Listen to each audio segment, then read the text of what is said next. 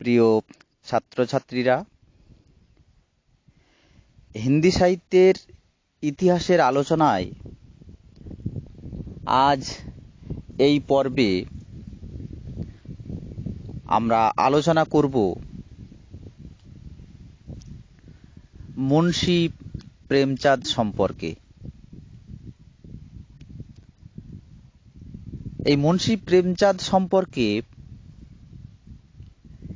আমরা দুটি ক্লাসে আলোচনা করব।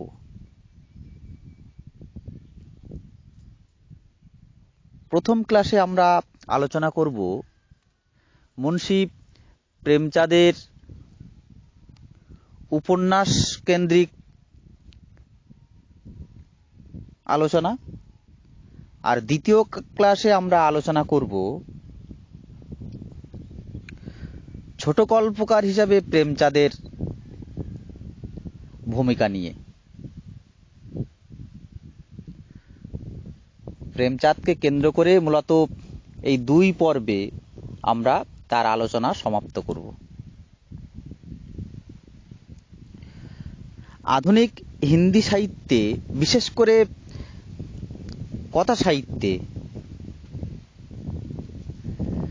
মুন্সী প্রেমচাঁদ যথাযথভাবে বলতে গেলে একজন যুগ স্রষ্টা। হিন্দি সাহিত্যের প্রায় সমস্ত আলোচকগণ, সমালোচকগণ প্রায় অবিতর্কিতভাবেই আধুনিক হিন্দি সাহিত্যের, বিশেষ করে কথা সাহিত্যের জনক হিসাবে এই প্রেমচাঁদের অসামান্য ভূমিকাকে স্বীকার করে নিয়েছেন। এই হিন্দি সাহিত্যে বাস্তব চরিত্র প্রধান উপন্যাস রচনা করে যারা যশস্বী হয়েছেন, খ্যাতি অর্জন করেছেন, জনপ্রিয়তা অর্জন করেছেন, তাদের মধ্যে নিঃসন্দেহে প্রেমচাঁদ সর্বশ্রেষ্ঠ বলা যায়। প্রেমচাঁদ প্রথম জীবনে উর্দুতে তার বিভিন্ন কাহিনী কেন্দ্রিক গল্প, উপন্যাস রচনা করতেন, কিন্তু কিছুকাল পরে হিন্দিতে রচনা প্রকাশ করলেও তিনি কোনোদিনই উর্দুতে লেখা বন্ধ করেননি।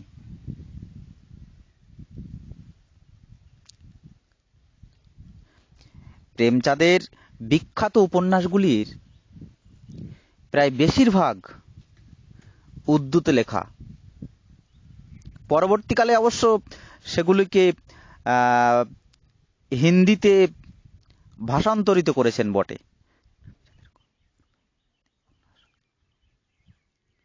প্রেমচাঁদের পূর্বে হিন্দি উপন্যাস রচনায় বাস্তবতার তেমন প্রাধান্য আমাদের চোখে পড়ে না। তার অধিকাংশ উপন্যাস ছিল রোমান্স ধর্মী।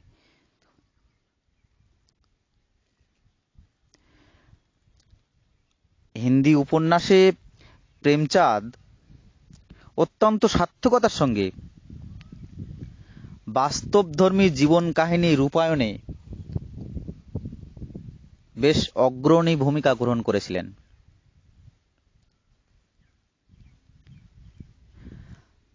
প্রেমচাঁদ যে চরিত্রগুলি তার উপন্যাসে রূপ দিয়েছেন, সেই চরিত্রগুলি যেন আমাদের ব্যক্তি জীবনেরই, বাস্তব জগতেরই যেন প্রতিরূপ। তার সৃষ্ট চরিত্রগুলি হাসে, কাঁদে, আবার চলার মধ্যে অন্যায়ও করে বসে, আবার অন্যায়ের প্রতিবাদও করে থাকে। তারা দুঃখ পায়, আবার দুঃখ দেয়ও। গ্রাম্য সমাজ জীবন, সমাজের নির্মম পুলিশি অত্যাচার, রাজনৈতিক আন্দোলন এবং সেই আন্দোলনকে দমন করার উদ্দেশ্যে ব্রিটিশ সরকারের জঘন্য সব কার্যকলাপ, এই সমস্ত বিষয় প্রেমচাঁদ সুনিপুণভাবে দক্ষতার সঙ্গে বাস্তব ভঙ্গিতে তার উপন্যাসগুলিতে অঙ্কন করেছেন। এই সমস্ত কৃতিত্বের জন্য তাকে হিন্দি সাহিত্যের উপন্যাস জগতের সম্রাট বলে অভিহিত করা হয়। তাই জন্য আজও তিনি এই উপাধি ধারণ করে সগৌরবে হিন্দি সাহিত্যের আপন প্রতিষ্ঠায় জীবন্ত হয়ে আছেন।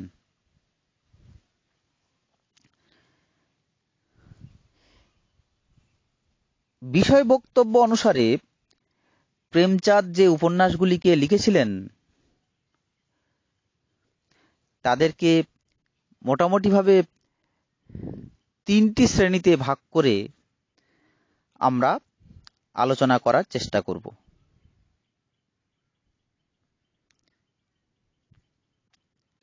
প্রথমত, সমস্যামূলক উপন্যাস।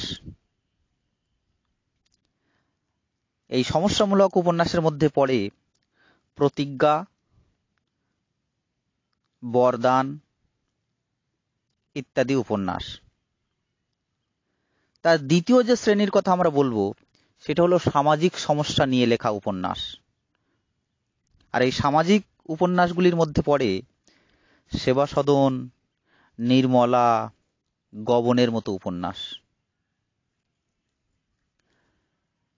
প্রেমচাঁদের তৃতীয় যে শ্রেণী সেটা হলো জীবন দর্শন ও জীবন চিত্রণ বিষয়ক উপন্যাস। এই শ্রেণীর উপন্যাসগুলি হলো প্রেমাশ্রম, রঙ্গভূমি, কায়াকল্প, কর্মভূমি, গোদান প্রভৃতি। এখন আমরা এই 3 শ্রেণীর উপন্যাসগুলি শ্রেণীকেন্দ্রিক আলোচনা করে, তার বৈশিষ্ট্যগুলি আলোচনা করে, বাংলা উপন্যাসের সঙ্গে তুলনা করে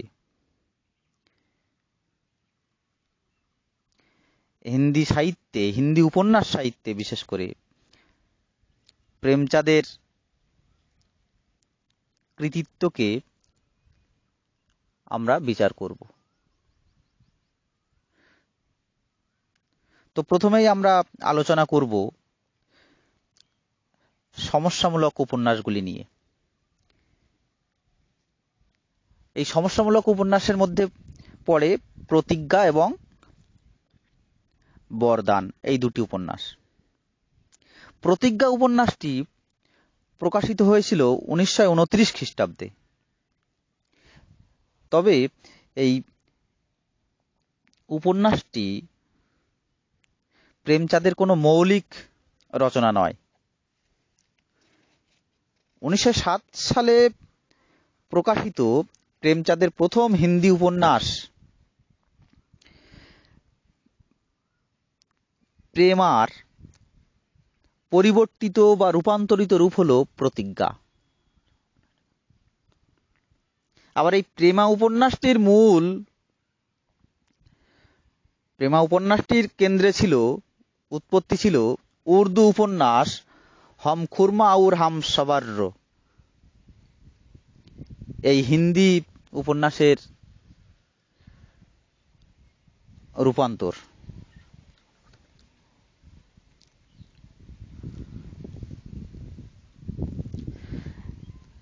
প্রেমা একটি সামাজিক সমস্যামূলক উপন্যাস। কেবলমাত্র পাঠক চিত্ত বিনোদনের উদ্দেশ্যে, পাঠকের মনোরঞ্জনের জন্য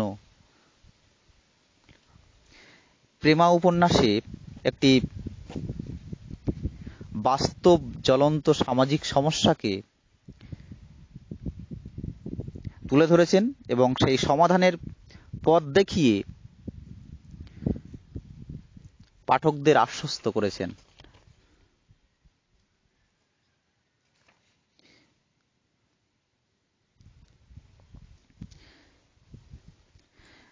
প্রেমচাঁদ এই প্রেমা উপন্যাসটিতে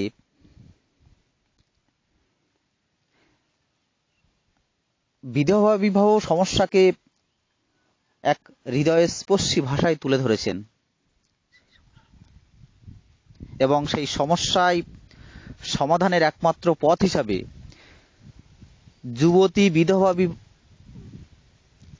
যুবতী বিধবা পুনর্বিবাহই যে শ্রেষ্ঠ পথ, সেই পথ তিনি এই উপন্যাসে নির্দেশ করেছেন।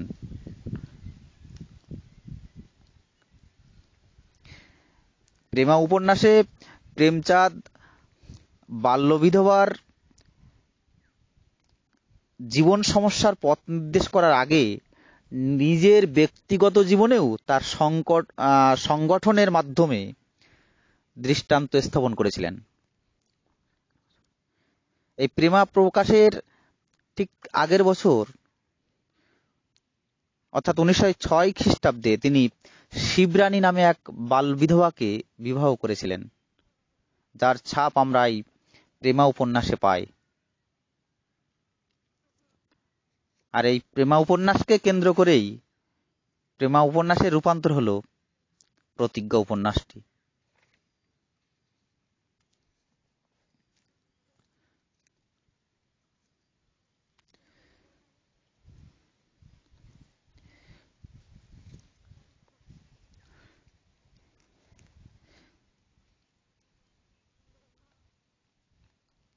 যাই হোক, এর পরবর্তী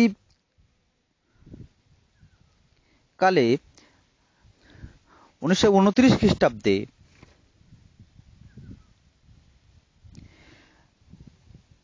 ওই প্রেমা উপন্যাসকে প্রতিজ্ঞা নাম দিয়ে তিনি পুনর্লিখন বা পুনরায় লেখেন উপন্যাসটি, যেখানে আমরা দেখি সেই প্রেমা উপন্যাসের নায়ক এবং নায়িকা অর্থাৎ প্রেমা আর দাননাথের সংসার জীবন।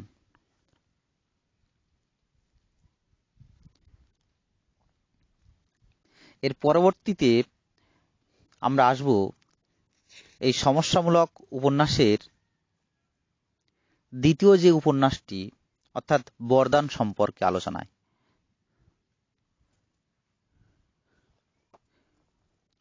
1912 সালে জলবায়ু ইসার নামে একটি উর্দু উপন্যাস প্রকাশ পেয়েছিল। 1921 সালে গিয়ে প্রেমচাঁদ সেই উর্দু উপন্যাসটিকেই হিন্দিতে রূপান্তরিত করে নাম দেন বরদান। এই বরদান উপন্যাসে ঔপন্যাসিক হিসাবে প্রেমচাঁদের অনেক পরিণত চিহ্ন, অনেক বলিষ্ঠ ছাপ আমরা এই বরদান উপন্যাসে পেয়ে যাই। এই বরদান উপন্যাসে প্রথম বৃহত্তর গণ আন্দোলনের প্রসঙ্গ হাজির করেছেন প্রেমচাঁদ। এই বরদান উপন্যাসের এই গণ আন্দোলনের প্রসঙ্গ প্রেমচাঁদের পরবর্তী যেসব উপন্যাস, বিশেষ করে রঙ্গভূমি, কর্মভূমি, এই সমস্ত উপন্যাসে ওই গণ আন্দোলনের ভাবনা বিস্তৃতভাবে রূপায়িত হতে আমরা দেখেছি। এরপরে আমরা আলোচনা করব প্রেমচাঁদের দ্বিতীয় যে শ্রেণী, সেই সামাজিক সমস্যা প্রধান উপন্যাস সম্পর্কে। এই সামাজিক সমস্যা মূলক উপন্যাসগুলির মধ্যে প্রথমেই নাম করা যায় সেবা সদন উপন্যাসটি নিয়ে।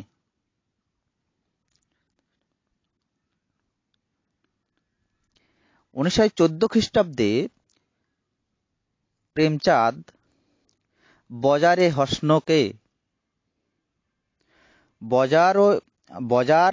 এ হসন নামে একটি উর্দু উপন্যাস লিখেছিলেন এবং এই উপন্যাসটাকেই 1918 খ্রিস্টাব্দে গিয়ে সেবা সদন নাম দিয়ে হিন্দিতে রূপান্তরিত করেছিলেন প্রেমচাঁদ। এবং এই সেবা সদনকেই প্রেমচাঁদের প্রথম হিন্দি উপন্যাস বলা হয়ে থাকে।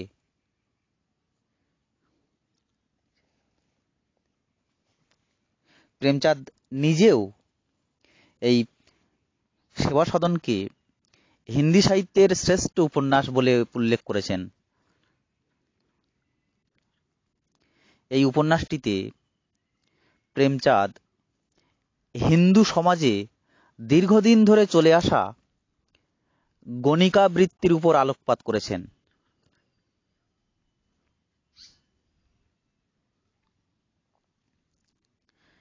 এই উপন্যাসটির কাহিনীতে আমরা দেখি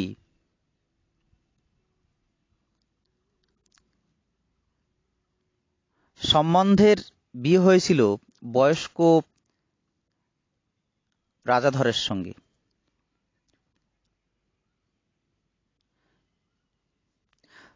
তরুণী স্ত্রীর প্রতি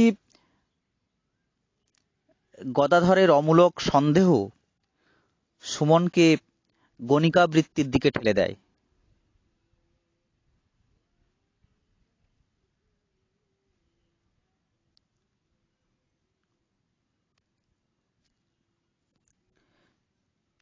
সুমনের এই গণিকা বৃত্তি গ্রহণের পিছনে তার পরিবার এবং সমকালীন সমাজও কম বেশি দায়ী ছিল।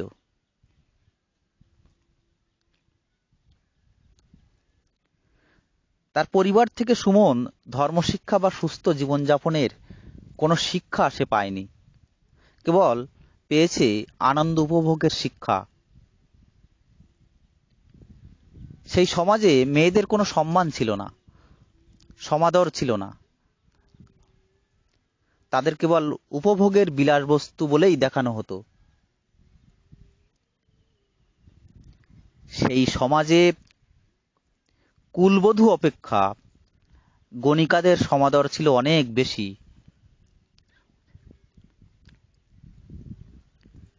এই গভীর সমস্যা থেকে সমাজকে উত্তরণের পথ দেখানোর জন্যই প্রেমচাঁদ মূলত সেবা সদন নামক এই উপন্যাসটি রচনা করেছিলেন।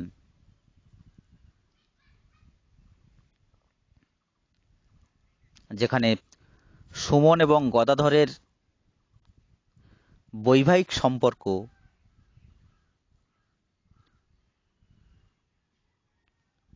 উপস্থাপিত হয়েছে।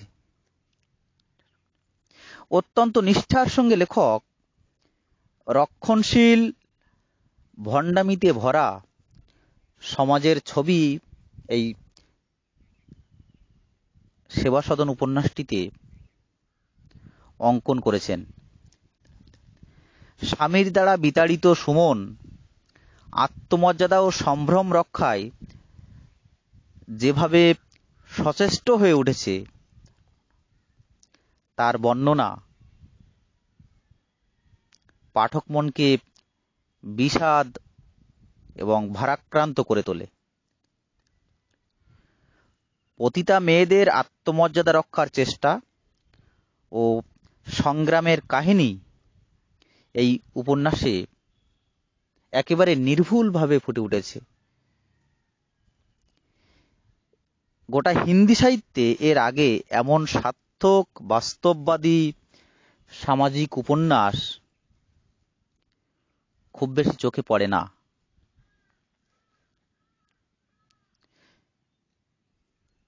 প্রেমচন্দ ছিলেন অত্যন্ত সমাজ সচেতন লেখক। তার কোনো উপন্যাসই শুধুমাত্র পাঠক মনোরঞ্জনের উদ্দেশ্যে, পাঠককে সন্তুষ্ট করার জন্যে লেখা হয়নি। সমাজের এক একটি জ্বলন্ত সব সমস্যাকে তিনি কাহিনীর মাধ্যমে তার উপন্যাসের মধ্যে তুলে ধরেছেন এবং সেই সব সমস্যার একটা সুষ্ঠু সমাধানের পথও তিনি নির্দেশ করেছেন। আর এই সমাধানের পথ নির্দেশ প্রসঙ্গেই আমরা প্রেমচাঁদকে বাংলা কথা সাহিত্যের শরৎচন্দ্রের সঙ্গে তুলনা করতে পারি।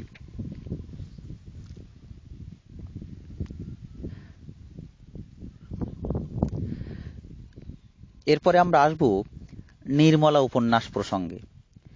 1927 খ্রিস্টাব্দে এই নির্মলা উপন্যাসটি প্রকাশিত হয়েছিল। এর মূল বিষয়বস্তু হল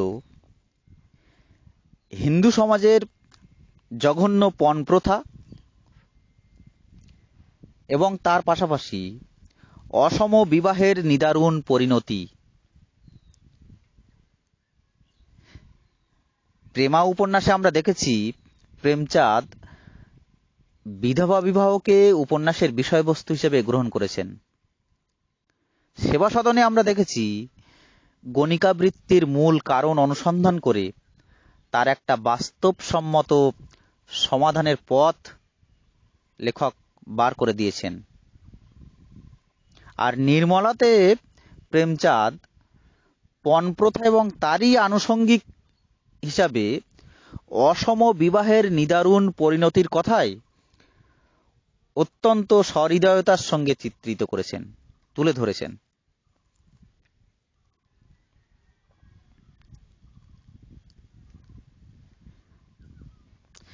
উপন্যাসটিতে আমরা দেখি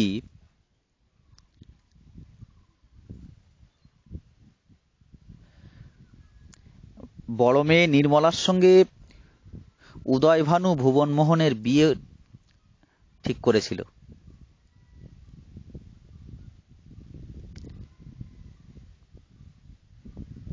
কিন্তু বরপক্ষের দাবি মতো পণের টাকা দিতে না পারায়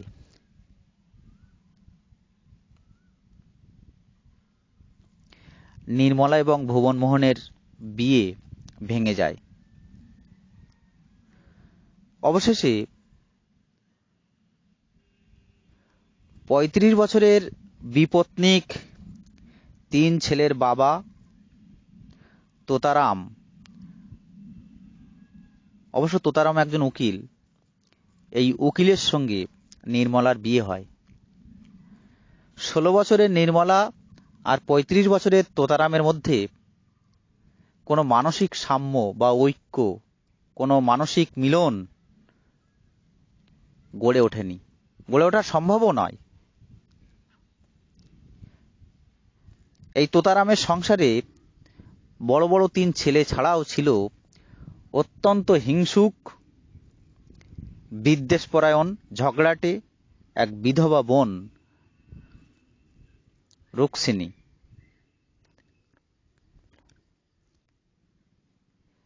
এদের কারো সঙ্গেই নির্মলার সহজ সম্পর্ক গড়ে ওঠেনি। ফলে সংসারে জটিলতার সৃষ্টি হয়। আবার তোতারামের যে বড় ছেলে আগের পক্ষের, তার নাম হচ্ছে মনসারাম। এই মনসারাম ছিল নির্মলার সমবয়সী। ফলে নির্মলার সঙ্গে এই তোতারামের আগের পক্ষের যে বড় ছেলে মনসারাম, এই নির্মলা আর মনসারামের সঙ্গে মেলামেশাকে সন্দেহের চোখে দেখে তোতারাম তাকে, অর্থাৎ বড় ছেলেকে, বোর্ডিংয়ে পাঠিয়ে দেয়। অন্যদিকে মেজ ছেলে জিয়ারাম নির্মলার গয়না চুরি করে লজ্জায় পড়ে আত্মহত্যা করতে বাধ্য হয়।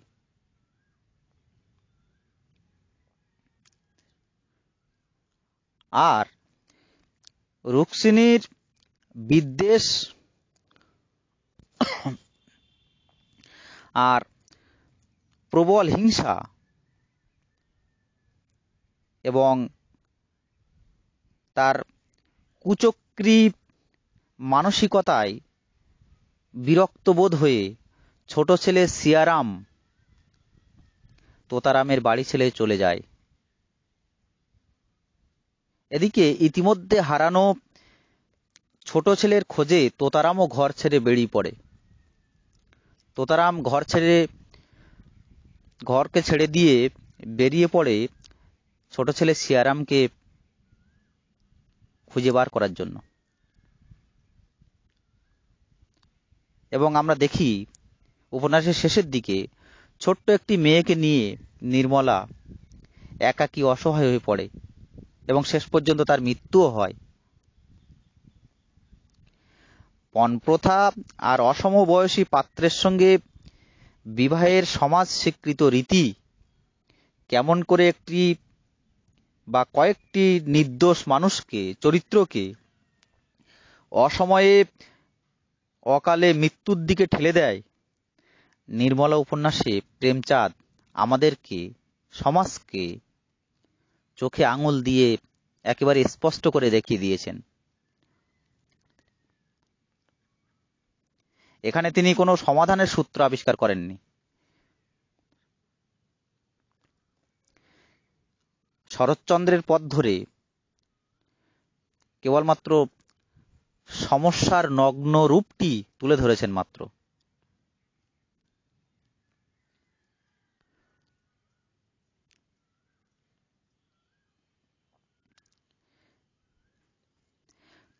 সেবা সদনের নায়িকা সুমনের মতো নির্মলাও পণপ্রথার সামাজিক কুপ্রথার নির্মম বলি বলা যেতে পারে।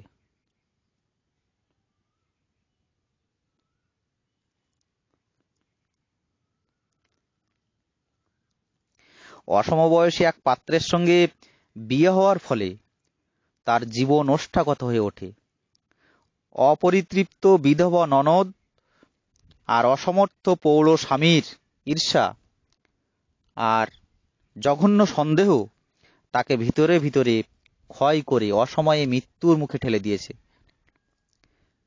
তবুও নির্মলা কোনো বিদ্রোহ করেনি। নীরবে, নিশ্চুপে, নিঃশব্দে স্বামী আর ননদের অত্যাচার সে মুখ বুজে মেনে নিয়েছে, কিন্তু তাতেও সে বাঁচার পথ পায়নি।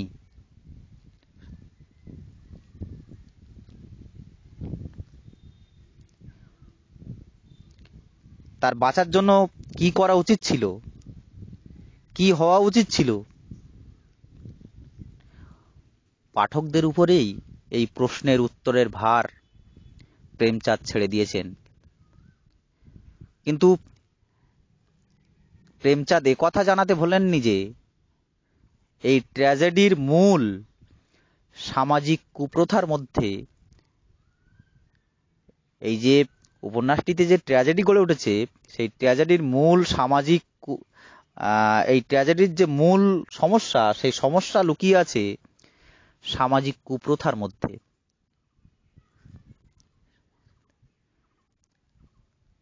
আর সেই সমাজ বিধাতার সৃষ্টি করা নয়, মানুষই সেই নিজের হাতেই মানুষ সেই সমাজকে সৃষ্টি করেছেন। আর আজ সেই মানুষকেই গলা টিপে ধরেছে সমাজ।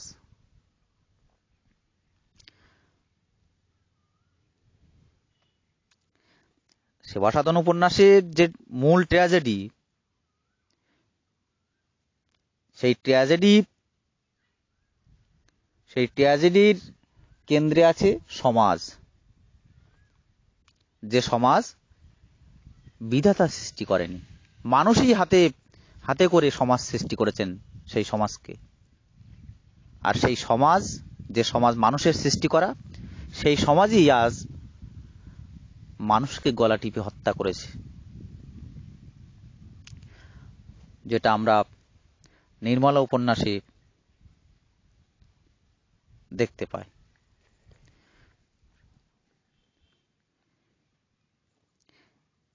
প্রেমা উপন্যাসের বিষয়বস্তু যেমন আমরা প্রতিজ্ঞায় ফিরে আসতে দেখেছি, ঠিক তেমনি সেবা সাধনের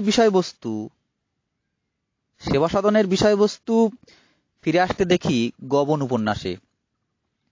1931 খ্রিস্টাব্দে গবন উপন্যাসটি প্রকাশিত হয়।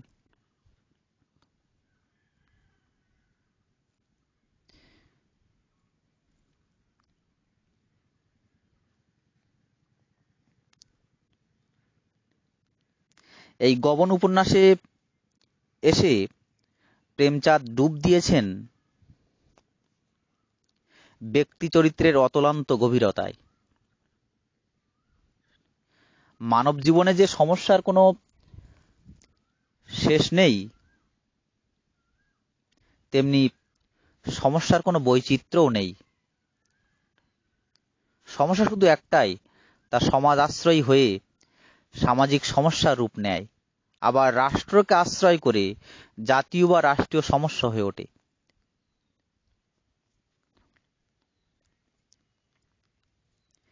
গবন উপন্যাসের রমানাথ ও জল্পার মধ্যে দেখি রমানাথের চারিত্রিক দুর্বলতা আর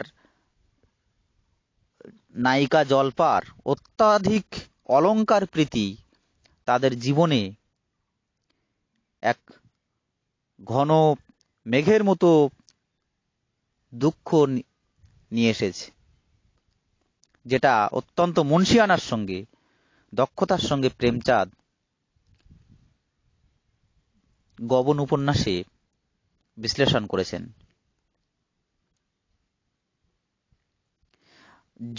নায়িকা জল্পার অত্যাধিক অলংকার প্রীতি, গয়না প্রীতি পূরণের জন্য স্ত্রীর অলংকারের প্রতি ভালোবাসাকে মান্যতা দিতে গিয়ে রমানাথ তার অফিসে, তার কর্মস্থলে নানা রকম কুকর্মে জড়িয়ে পড়েছে, অফিসের তহবিল তছরূপ করেছে এবং নানা অকাজের সঙ্গে যুক্ত হয়ে পড়েছে।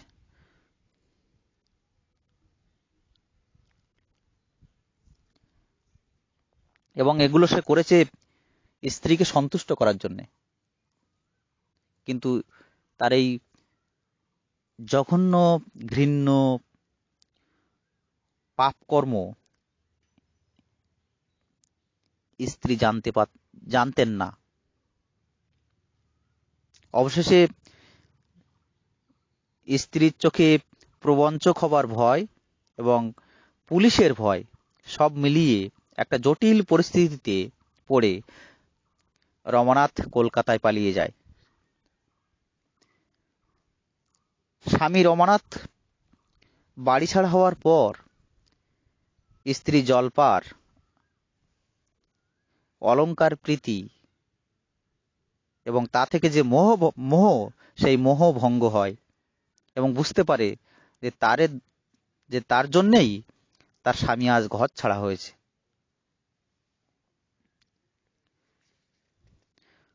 অবশেষে রমানাথ কলকাতায় গিয়ে এক মিথ্যা ডাকাতি মামলায় জড়িয়ে পড়ে, যা থেকে মুক্ত করতে গিয়ে তার স্ত্রী জল্পা এক গণ আন্দোলনের নেত্রী হয়ে ওঠে।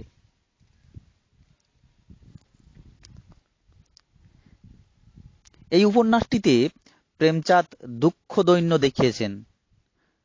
দেখিয়েছেন কুশ্রিতাকে সমাজের, কিন্তু শেষ পর্যন্ত মানুষের মহত্বে, তার সচেতনতায় বিশ্বাস হারাননি। গবন সেই বিশ্বাসের কাহিনীকেই প্রকাশ করেছে।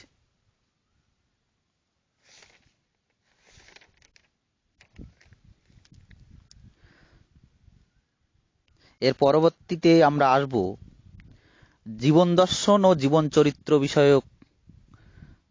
চিত্রণ বিষয়ক উপন্যাসের আলোচনায়।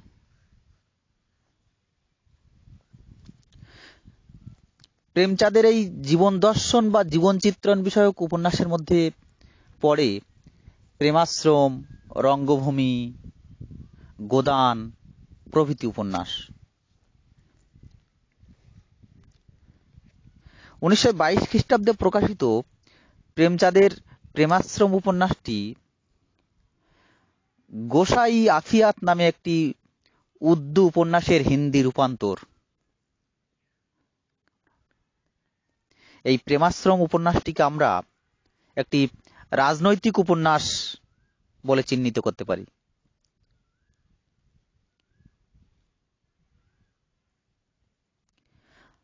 ভারতীয় রাজনীতিতে তখন সবে শুরু হয়েছে গান্ধী যুগ। সারা দেশব্যাপী ঘুরে ঘুরে গান্ধীজি দেশের মানুষকে আসন্ন সংগ্রামের জন্য ডাক দিচ্ছিলেন। ঠিক তেমনিভাবে তিনি অর্থাৎ গান্ধীজি গোরক্ষপুরে আসেন 1922 সালের 8ই ফেব্রুয়ারি, এবং নানা জায়গার মতো এই গোরক্ষপুরেও একটি জনসমাবেশে ভাষণ দিচ্ছিলেন। যে ভাষণ শুনে প্রেমচাঁদ গান্ধীজির দর্শনে গভীরভাবে অভিভূত হন। গান্ধীজির প্রেমে পড়ে যান প্রেমচাঁদ। গান্ধীজির বক্তব্যের মূল সারমর্ম এই ছিল যে গান্ধীজি অত্যাচারের নিধন নয়, তার হৃদয় পরিবর্তন করতে চাইতেন।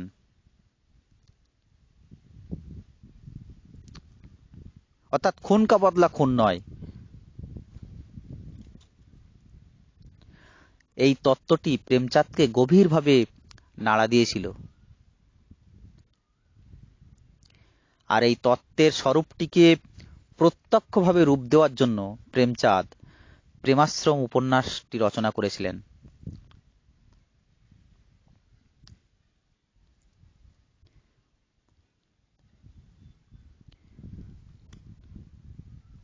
এই প্রেমাশ্রম উপন্যাসে ভারতীয় চাষিদের নানা সমস্যা জর্জরিত জীবনের কথা চিত্রিত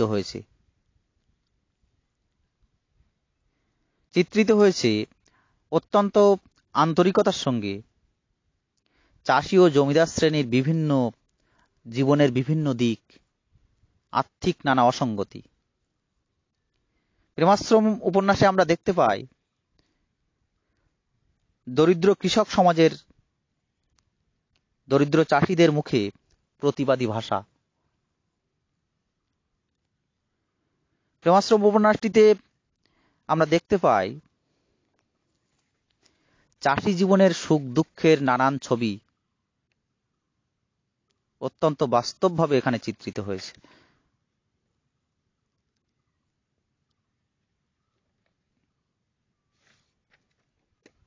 এরপরে আমরা আসব প্রেমচাঁদের রঙ্গভূমি উপন্যাস সম্পর্কে আলোচনায়, যেটা 1925 খ্রিস্টাব্দে প্রকাশ পেয়েছিল। এই রঙ্গভূমি উপন্যাসে সমাজের সর্বহারা এবং পুঁজিপতিদের মধ্যে সরাসরি সংঘর্ষ চিত্রিত হয়েছে। সমকালীন স্বদেশী আন্দোলনের উপর ভিত্তি করে মূলত এই রঙ্গভূমি উপন্যাসটি লেখা। মূলত এটি রাজনৈতিক উপন্যাস। এই উপন্যাস রচনার সময় প্রেমচাঁদ সম্পূর্ণভাবে গান্ধীবাদের দ্বারা প্রভাবিত হয়েছিলেন।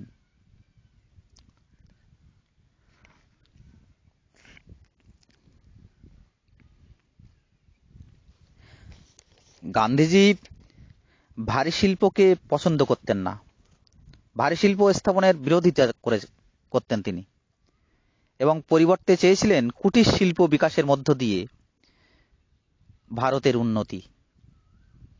গান্ধীজির এই মতবাদের বাস্তব ভিত্তি আমরা দেখতে পাই প্রেমচাঁদের রঙ্গভূমি উপন্যাসটির মধ্যে।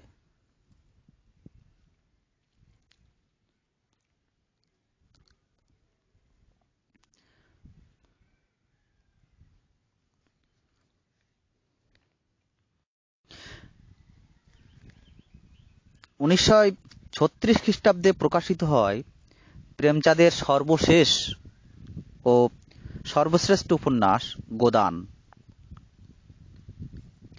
এই উপন্যাসটিকে অনেকে হিন্দি সাহিত্যের সর্বশ্রেষ্ঠ বাস্তববাদী উপন্যাস বলতে চেয়েছেন।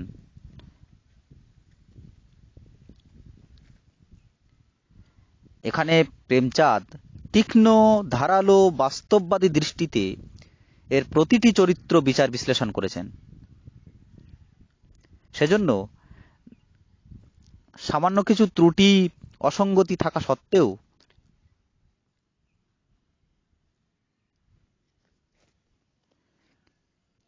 এর প্রতিটি চরিত্র একটি বলিষ্ঠ, সম্পূর্ণ অবয়ব লাভ করেছে। তাদের কর্মচিন্তা, অভাব, অভিযোগ, অসঙ্গতি, দুর্বলতা, অসহায়তা তিনি অত্যন্ত দরদ ও সহানুভূতির সঙ্গে এই গোদান উপন্যাসে তুলে ধরেছেন, অঙ্কন করেছেন। কৃষক সমাজকে শোষণ করার জন্যে শাসক শ্রেণীর নির্লজ্জ লোভকে তিনি যেমন এই গোদান উপন্যাসে প্রকাশ করেছেন, তেমনি কৃষক সমাজের যে ত্রুটি, তাদের দুর্বলতা, তাদের অশিক্ষা, তাদের কুসংস্কারও যে কম দায়ী নয়, সেটাও তিনি স্পষ্ট ভাষায় ঘোষণা করেছেন এখানে। ধর্ম আজ প্রাণহীন আচারে পরিণত হয়েছে। ধর্মের দালালরা সেই আচারের বন্ধনে কৃষক সমাজকে আষ্টে পৃষ্ঠে বেঁধে রেখেছে। এই আচারের বেড়াজালে কৃষকের জীবন আজ নাবিশ্বাস উঠছে। তার থেকে লাভের কড়ি লুটে নিচ্ছে ব্যবসাদার, সুদখোর আর জমিদারের দল, এবং সেটাই এই গোদান উপন্যাসে বাস্তবসম্মতভাবে চিত্রিত করেছেন প্রেমচাঁদ। এই গোদান উপন্যাসটিতে আসলে হরি নামে এক কৃষকের জীবনগাথা বলা যায়। আসলে হরি তো শুধু একটা চরিত্র নয়, এখানে গোটা ভারতবর্ষের কৃষক সম্প্রদায়ের এক অনন্য সাধারণ প্রতিনিধি এই হরি চরিত্রটি। যাই হোক, প্রেমচাঁদ তার দীর্ঘ জীবন ধরে বিভিন্ন উপন্যাস রচনা করে হিন্দি উপন্যাসকে তার বাল্যদশা থেকে একেবারে পরিপূর্ণ যৌবনে পৌঁছে দিয়েছেন, একথা আমরা নির্দ্বিধায় বলতে পারি। অনেকে মনে করেন রবীন্দ্রনাথ বা শরৎচন্দ্রের তুলনায় প্রেমচাঁদের উপন্যাসে রাজনীতির রং অনেক বেশি গাঢ়, কিন্তু আসলে তা ঠিক নয়। রবীন্দ্রনাথ, শরৎচন্দ্রের উপন্যাসেও রাজনীতি আছে, কিন্তু জীবনকে ডিঙিয়ে তা কখনো প্রকট হয়ে ওঠেনি, কখনো জীবনকে ছাপিয়ে যায়নি। অবশ্য প্রেমচাঁদ অনেক উপন্যাসে গান্ধী দর্শনের দ্বারা প্রভাবিত হয়ে সেই দর্শনেরই রূপ দিয়েছেন বাস্তব জীবনের প্রাধান্য খর্ব করে, ছোট করে। তাই সেই সব উপন্যাসে কৃত্রিম আদর্শ এসে বাস্তব সত্যকে একেবারে আবৃত করে ফেলেছে। সে বাংলা উপন্যাসেও যেখানে এই ব্যাপার ঘটেছে, সেখানেই আমরা দেখি সাহিত্য মূল্য হারিয়ে সেই রচনা প্রচারধর্মী হয়ে উঠেছে। আর এ ব্যাপারে প্রেমচাঁদ খুব সচেতন ছিলেন।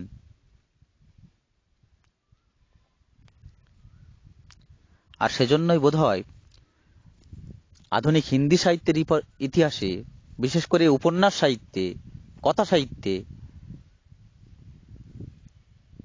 তার কৃতিত্বকে আমরা কোনোদিনই ভুলে যেতে পারবো না। যতদিন হিন্দি সাহিত্য থাকবে, ততদিন প্রেমচাঁদের নাম স্বর্ণাক্ষরে লেখা থাকবে, এ কথা স্বীকার করতেই হবে। যাই হোক, উপন্যাসধর্মী আলোচনা প্রেমচাঁদকে নিয়ে উপন্যাসধর্মী যে আলোচনা তা আপাতত এ পর্যন্তই। এর পরবর্তী ক্লাসে আমরা প্রেমচাঁদের ছোট গল্প নিয়ে আলোচনা করব।